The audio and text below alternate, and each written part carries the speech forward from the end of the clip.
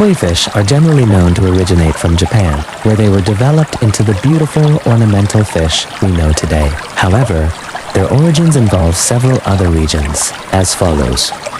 Ancestral origin, China, Persia. The ancestors of koi fish are carp goldfish, which originally came from mainland China or Persia. In ancient times, these fish were brought to Japan as a food source. Development in Japan. In the early 19th century, rice farmers in Niigata Prefecture, Japan, began to notice unique color mutations in these fish. They then engaged in selective breeding, resulting in a stunning variety of colors and patterns called Nishiki-goi colorful carp. Symbolism.